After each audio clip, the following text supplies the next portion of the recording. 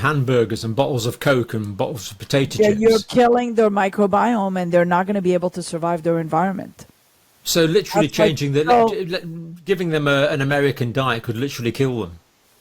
Well, look at what happened to Kiribati, right? The islands of the Pacific. We started sending them potato chips and Coke and American diet. Now the population is morbidly obese. They stopped planting. They stopped fishing.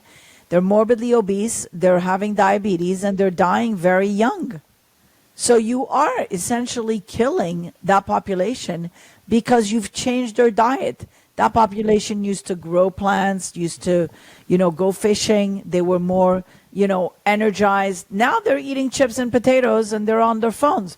The worst thing that I heard recently is that they're putting, cellular data in the Amazon jungle. So these kids are on their cell phone. They're going to want to be like Americans, having chips and everything.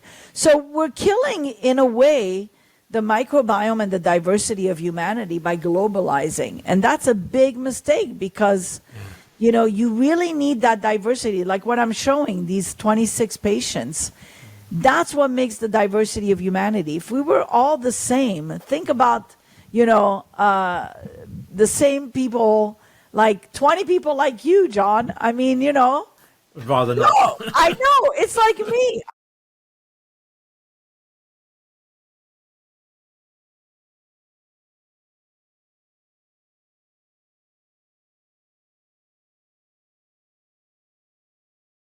With the plants, they eat from the plants and everything. They're not exposed to civilization much. They're deep into the forest.